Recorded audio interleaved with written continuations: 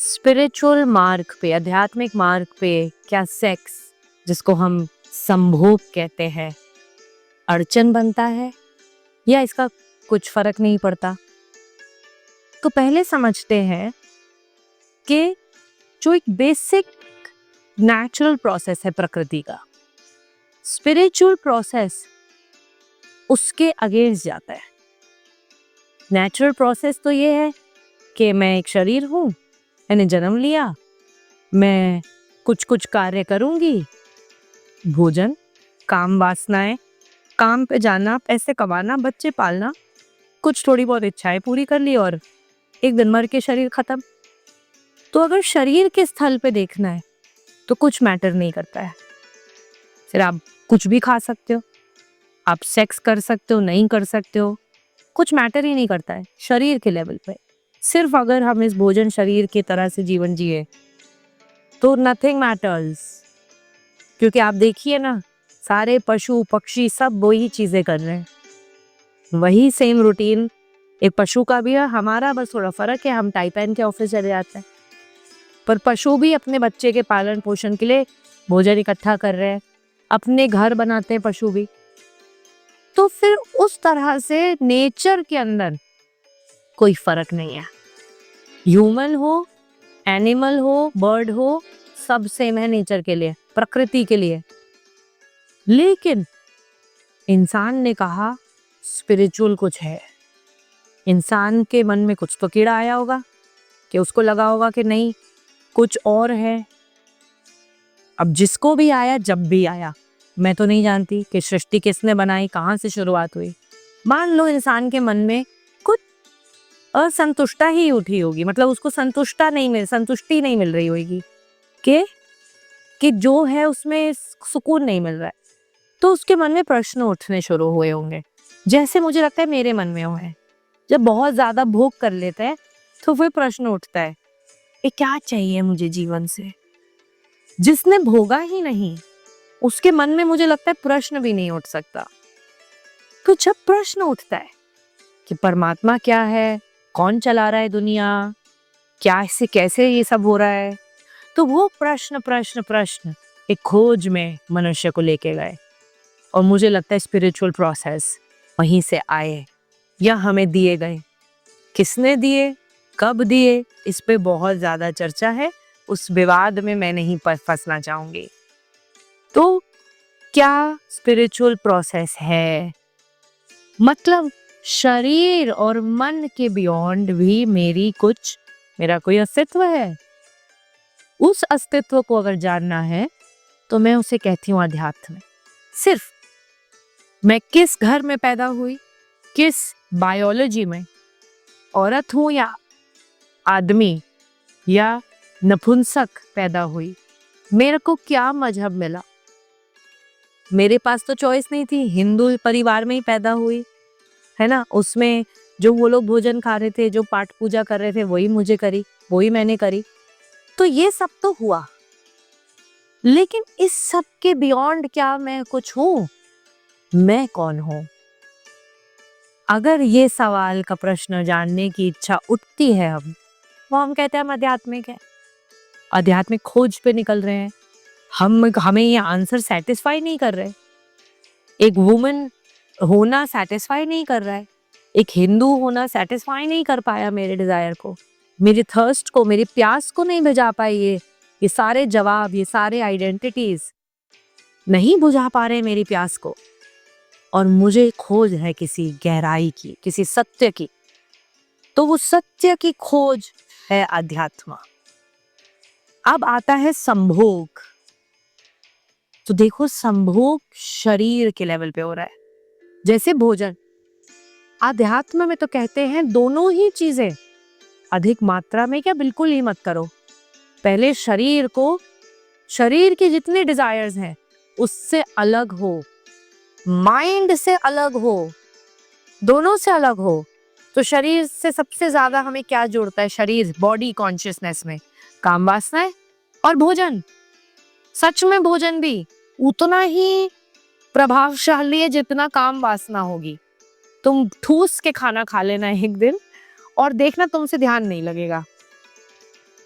जो बहुत सेक्स कर लोगे उसके बाद भी एकदम अलग स्टेट में आ जाएगा, क्योंकि वो शरीर को एम्पावर कर रहा है, भोजन भी एंड संभोग भी। सिर्फ इतना ही गुनाह है दोनों का, इतने ही गुनहगार हैं बस दोनों, कि ये शरीर की तरफ ध्यान ले जाते हैं। कोई पाप नहीं है। अगर पाप होता तो परमात्मा पापी, जिसने ये सृष्टि बनाई, जिसने संभोग बनाया, जिसने ये प्रकृति बनाई, वो ही पापी है। फिर सबसे बड़ा पापी तो वही है जिसने मनुष्य को बनाकर ही पाप कर दिया। तो प्लीज कॉमन सेंस लगाइए थोड़ा सा। जिस कर्म को, जिस क्रिया को करके आप पैदा हुए, मैं पैदा हुई, ये बात ही क्यों हो रही है? क्योंकि मैं हूं। जिस क्रिया को करके दुनिया आगे चल रही है, इस परमात्मा की सुंदर सृष्टि आगे बढ़ रही है, वो क्रिया गलत नहीं हो सकती। तो बहुत लोग स्पिरिचुअल पाथ पे आके बहुत कंफ्यूज कर लेते हैं अपने आप को, वो गिल्टी होने लग जाते हैं, उनको शर्मिंदगी महसूस होती है, वो संभोग को पाप की दृष्टि से देखते हैं। जो लोग संभोग करते हैं उनको पापी खुद को भी कोसते हैं, और एज इफ कोई छुआछूत की बीमारी है ये, जिससे तुम छुटकारा पाना चाह रहे हो, ऐसा व्यवहार हो जाता है मनुष्य का। और ये चलता है ना, पहले कर लेंगे फिर गिल्टी होंगे। केक खाना है, केक पसंद है, फिर खा लोगे फिर गिल्टी होगे, या तो खाओ मत, वो भी नहीं हो रहा है। इतनी आबादी भारत की इसीलिए बढ़ रही है क्योंकि बहुत अधिक मात्रा में संभोग हो रहा है। बल्कि बाहर के देशों में तो उन्होंने फिर भी कंट्रोल कर लिया पॉपुलेशन। यहाँ तो बच्चों को परमात्मा का रूप मानते हैं, तो उस बच्चे, उस परमात्मा को जन्म देने के लिए तो संभोग करना पड़ेगा। लेकिन अगर किसी की प्यास जीवन की प्रतिभा को आगे बढ़ाना नहीं है, अगर किसी की खोज कोई और है, तो हम कह सकते हैं कि आध्यात्मिक मार्ग पे चलने के लिए ना कि संभोग बट भोजन को भी कम करना पड़ेगा। शरीर के प्रति जागरूकता और बढ़ानी पड़ेगी, लेकिन वो जागरूकता तभी बढ़ पाएगी जब हम शरीर की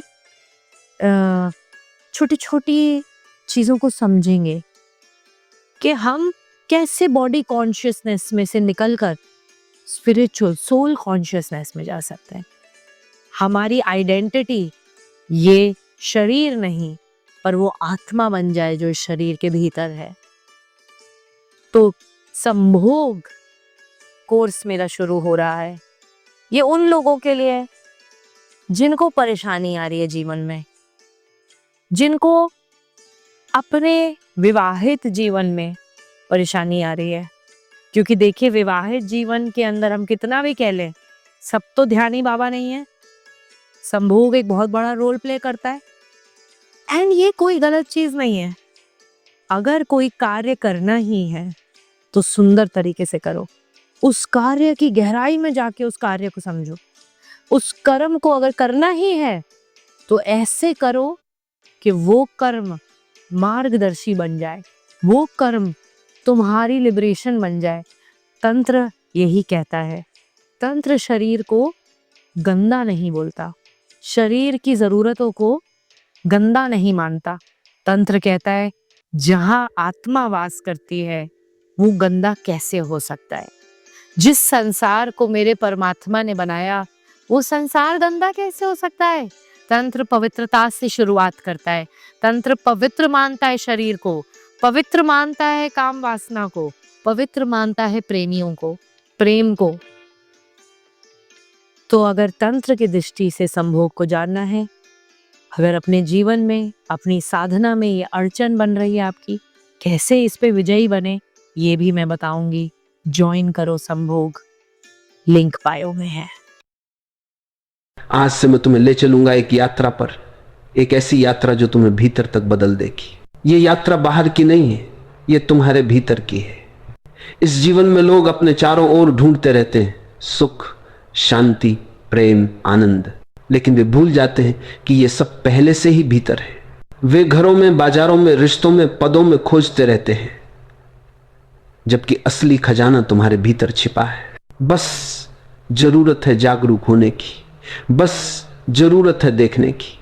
मैंने ध्यान के 112 तरीके खोजे हैं, 112 अलग अलग रास्ते, 112 दरवाजे। हर दरवाजा तुम्हें भीतर ले जाएगा। और मैं ये भी कह सकता हूं कि तुम्हें रोज रोज एक एक विधि बताऊंगा ताकि तुम उसे आजमा सको, ताकि तुम धीरे धीरे अपने भीतर के हर द्वार को खोल सको। क्योंकि जब तक तुम अपने भीतर नहीं उतरोगे, बाहर की दुनिया तुम्हें कभी संतुष्टि नहीं दे सकती। ध्यान का मतलब यह नहीं कि तुम घंटों बैठो, ध्यान का मतलब यह नहीं कि तुम किसी गुरु की प्रतिमूर्ति बन जाओ। ध्यान का मतलब है पूरा होश में होना, पूरा सच में होना। जैसे तुम सांस लेते हो वैसे ही जीवन को देखना, जैसे तुम चलते हो वैसे ही चलना, जैसे तुम खाते हो वैसे ही खाना। ये सरल है, ये सहज है, ये प्राकृतिक है, लेकिन यही कठिन भी है, क्योंकि तुम अपने आप को भूल चुके हो। तुम भूतकाल के विचारों में रहते हो, तुम भविष्य के भय में फंसे हो, और आज, केवल आज, बस आज तुम्हारा जीवन है, और यही जीवन की सच्चाई है। यदि तुम इसे समझ जाओ तो सारी चिंताएं और भय अपनी आप कम हो जाएंगे। लेकिन तुम इसे नहीं देखते, तुम इसे नहीं महसूस करते। तुम हमेशा भागते रहते हो अतीत में या भविष्य में। इस भागम भाग में तुम भूल जाते हो कि ये जो क्षण है ये अनमोल है। इस क्षण में तुम्हारे पास सब कुछ है, शांति, आनंद, चेतना। आज हम पहली विधि से शुरुआत करेंगे। यह विधि बेहद सरल है। यह विधि इतनी शक्तिशाली है कि यदि तुम इसे समझो और अपनाओ तो तुम्हें जीवन का स्वाद बदलता हुआ महसूस होगा। यह विधि है श्वास पर ध्यान। तुम सोचते हो कि श्वास केवल जीवन का हिस्सा है, लेकिन श्वास वह दरवाजा है जिससे जीवन तुम्हारे भीतर प्रवेश करता है। तुमने कभी गौर किया है, जब तुम डरते हो श्वास बदल जाती है, जब तुम क्रोधित हो श्वास बदल जाती है, जब तुम शांत हो श्वास बदल जाती है। भाव बदलते हैं तो श्वास बदल जाती है, लेकिन श्वास बदलने से भाव भी बदल सकते हैं। इसलिए ध्यान का पहला कदम है बस देखो, बस महसूस करो। श्वास भीतर जाती है, श्वास बाहर आती है। इस प्रक्रिया को कोई रोक नहीं सकता, कोई बदल नहीं सकता, बस देखना है। और जब तुम देखते हो, तुम केवल देख रहे नहीं होते, तुम उस प्रक्रिया का हिस्सा बन जाते हो। तुम श्वास बन जाते हो, तुम स्वयं जीवन बन जाते हो। शुरुआत करो इस सरल तरीके से। बैठो, आंखें बंद करो और केवल अपनी श्वास को महसूस करो। कोई शब्द, कोई विचार, कोई कोशिश मत करो।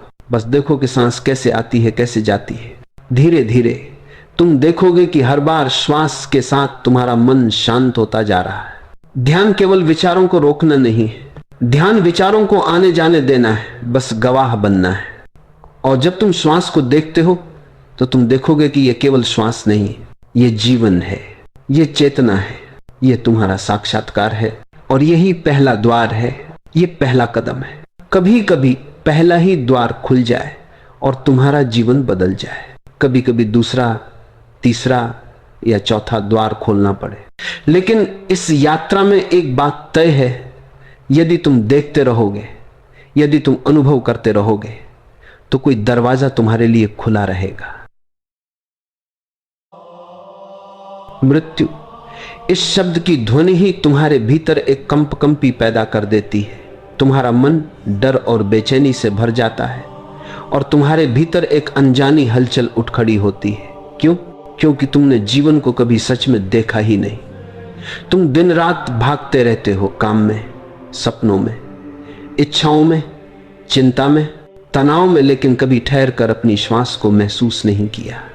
श्वास, ये सबसे सामान्य सी बात, तुम्हारे जीवन का आधार है और तुम इसे हल्के में ले लेते हो। जब श्वास रुक जाएगी, तुम्हारा सब कुछ रुक जाएगा। और वही रुकावट, वही क्षण, वही खामोशी ध्यान का द्वार है। आज मैं आपको ध्यान करने की दूसरी विधि के बारे में बताने जा रहा हूं। यह वही विधि है जो केवल श्वास को देखने तक सीमित नहीं। यह विधि आपको गहराई से अपने भीतर ले जाएगी, उस खामोशी में, उस मौन में जिसे तुम कभी महसूस नहीं कर पाए। यह विधि तुम्हें साक्षी भाव की ओर ले जाएगी, जहां तुम देखोगे कि तुम केवल गवाह हो, केवल चेतना हो, और वही वास्तविक जीवन है। तुम सोचते हो कि श्वास केवल आती है और जाती है, लेकिन मैं कहता हूं इसके बीच में जो ठहराव है वही असली रहस्य है। जब श्वास बाहर जाती है और रुकती है, उस छोटी सी रुकावट को महसूस करो। जब श्वास भीतर जाती है और रुकती है, उस क्षण को देखो। यह वह पुल है जो जीवन और मृत्यु के बीच फैला है, और यह इतना सूक्ष्म है कि तुम इसे खो देते हो, क्योंकि मन कभी भी वर्तमान में नहीं होता। मन हमेशा अतीत या भविष्य में विचरण करता है, और यह खामोशी केवल वर्तमान में प्रकट होती है। जब तुम इस खामोशी पर ध्यान लगाते हो, तब धीरे धीरे तुम्हारा मन शांत होना शुरू होता है। तुम्हें अनुभव होगा कि तुम केवल शरीर नहीं हो, तुम केवल श्वास नहीं हो, तुम केवल विचार नहीं हो, तुम केवल गवाह हो। यही दूसरी विधि है साक्षी भाव। बस देखो, बिना किसी चाह या अपेक्षा के, श्वास लंबी हो या छोटी, खामोशी बढ़े या घटे, ये मत सोचो, सिर्फ देखो। जो घटित हो रहा है उसे होने दो। इस खामोशी में तुम्हारा अहंकार घुलने लगता है, डर पैदा होता है, तुम्हें लगेगा कि तुम गायब हो रहे हो। यही वो बिंदु है जहां अधिकांश साधक ठिठक जाते हैं, पीछे हट जाते हैं। लेकिन जो साहस करके आगे बढ़ता है, वह पाता है कि यह अंत नहीं बल्कि शुरुआत है। यह मौन तुम्हें शून्यता में ले जाता है, और उस शून्यता में ही तुम्हें परमात्मा का अनुभव होता है। याद रखो, यह विधि केवल तकनीक नहीं है, यह जीवन का रूपांतरण है। जब तुम इस मौन को पहचान लेते हो, तब इसे केवल ध्यान में ही नहीं देखते, बल्कि जीवन के हर क्षण में अनुभव करते हो। चलते हुए, खाते हुए, बोलते हुए, हर जगह यह मौन मौजूद है। और जब अनुभव गहरा होता है, तब तुम्हें पता चलता है कि तुम वही खामोशी हो। जब तुम श्वास के ठहराव में डूबते हो, तब तुम्हारा मन पहले विरोध करता है। वो कहता है यह डरावना है, यह असहज है। लेकिन धीरे धीरे जब तुम बिना किसी इच्छा के देखते हो, तब मन का विरोध कम होने लगता है। तुम्हें अनुभव होगा कि तुम सिर्फ श्वास नहीं हो, तुम केवल गवाह हो। यह गवाहत्व तुम्हें जीवन का नया दृष्टिकोण देता है। जीवन केवल आना जाना नहीं है, मृत्यु केवल अंत नहीं है, यह सब प्रक्रिया है, और उस प्रक्रिया का केंद्र वही मौन है। जब श्वास भीतर जाती है, उसके रुकने का अनुभव करो। यह वह क्षण है जब समय थमता है। यह वह क्षण है जब अतीत और भविष्य गायब हो जाते। यह वह पल है जब केवल वर्तमान, केवल श्वास, केवल खामोशी रह जाती है। और इसी खामोशी में तुम्हें एहसास होगा कि तुम्हारा अस्तित्व केवल एक साक्षी के रूप में है। शुरुआत में यह अनुभव छोटा और क्षणिक होगा। तुम बार बार ध्यान भटकाने लगोगे, लेकिन अभ्यास करते रहो। हर बार जब ध्यान भटके, सिर्फ देखो, बिना निंदा के। धीरे धीरे खामोशी स्थायी होने लगती है। धीरे धीरे तुम्हारा अहंकार घुलता है, डर गायब हो जाता है, और जो बचता है वह केवल शुद्ध चेतना है। तुम यह भी देखोगे कि यह खामोशी केवल ध्यान में ही नहीं है, यह जीवन में भी प्रकट होती है। जब तुम बात कर रहे हो, तब भी यह मौन तुम्हारे भीतर मौजूद है। जब तुम चल रहे हो, तब भी यह मौन तुम्हारे कदमों में है। यह केवल वही खामोशी नहीं है जिसे तुम्हारे कान सुनते हैं, यह वह खामोशी है जिसे तुम्हारा अस्तित्व महसूस करता है। यह खामोशी जीवन का आधार है, और इसे पहचानने के लिए केवल देखने की आवश्यकता है। तुम अपने भीतर के भीतर उतरते जाओ, श्वास का रुकाओ, श्वास का ठहराव, और उस बीच का मौन, इसे देखो, अनुभव करो। मन की सभी बाधाएं, सभी इच्छाएं, सभी विरोध धीरे धीरे गायब हो जाती हैं, और जो रह जाता है वो केवल साक्षी है, वो केवल चेतना है। ये चेतना तुम्हें जीवन का सच्चा अर्थ बताती है। जब तुम इस खामोशी के भीतर डूबते हो, तब तुम्हें लगेगा कि समय रुक गया है। अतीत और भविष्य केवल छाया है, वर्तमान ही वास्तविक है, और यह वर्तमान ही वह मंदिर है जहां तुम परमात्मा को अनुभव कर सकते हो। यह कोई शब्दों की बात नहीं है, कोई विचारों की बात नहीं है, यह अनुभव है, और यह अनुभव तुम्हारे भीतर है, हमेशा रहा है और हमेशा रहेगा। यह विधि धीरे धीरे तुम्हारे जीवन को बदल देती है। तुम केवल ध्यान में ही नहीं, जीवन में भी स्थिर हो जाते हो। तुम समझते हो कि हर क्षण खामोशी है, हर क्षण साक्षी भाव है, हर क्षण चेतना है, और इसी चेतना में तुम्हें जीवन का असली आनंद मिलता है। जो लोग इसे समझते हैं, उन्हें डर नहीं लगता, वे नहीं भागते, वे केवल देखते हैं श्वास को, ठहराव को, खामोशी को, और धीरे धीरे वे खुद को महसूस करते हैं। वे अनुभव करते हैं कि वे केवल गवाह नहीं हैं, वे वही खामोशी है। जीवन का हर पल, हर श्वास, हर आवाज, सब कुछ इस खामोशी में पिरोया हुआ है। यह प्रवचन केवल शब्दों का खेल नहीं है, यह तुम्हें जीवन का मार्ग दिखाता है। यह तुम्हें सिखाता है कि श्वास का प्रत्येक ठहराव, खामोशी का प्रत्येक क्षण तुम्हें अमरता की ओर ले जाता है। मृत्यु कोई अंत नहीं है, जीवन कोई प्रारंभ नहीं है। यह सब एक ही प्रक्रिया है और उस प्रक्रिया का केंद्र वही मौन है। बस देखो, महसूस करो, डरो मत। जो डर आता है उसे भी देखो, जो अहंकार उठता है उसे भी देखो। यह सब घटित हो रहा है और तुम केवल गवाह हो। यही दूसरी विधि है, श्वास के बीच का ठहराव, खामोशी में डूबना और अंततः अपने वास्तविक स्वरूप चेतना और खामोशी का अनुभव करना। और जब तुम इस विधि में पूरी तरह स्थिर हो जाते हो, तब तुम्हें अनुभव होगा कि यह मौन केवल ध्यान का नहीं है, यह जीवन का हर पल है, हर श्वास है, हर कदम है, हर विचार है। और यही वह रहस्य है जिसे समझकर जीवन सच में खिल उठता है। तुम श्वास नहीं हो, तुम विचार नहीं हो, तुम शरीर नहीं हो, तुम वही खामोशी हो, वही चेतना हो, वही साक्षी हो। और जब यह अनुभव गहरा होता है, तब तुम्हें किसी भी भय, किसी भी मृत्यु, किसी भी अस्थिरता की आवश्यकता नहीं रहती, क्योंकि तुम हमेशा स्थिर हो, हमेशा मौन में हो, हमेशा चेतना में हो। यही है वह मार्ग, यही है वह अनुभव और यही है वह विधि जिसे तुम अपनी पूरी चेतना में अपनाते हो। धीरे धीरे श्वास के प्रत्येक ठहराव को देखते हुए, खामोशी में डूबते हुए, तुम जीवन और मृत्यु, समय और अनंत, अपने और परमात्मा के बीच का भेद भूल जाते हो। तुम बस वही हो, वही खामोशी, वही चेतना, वही अमरता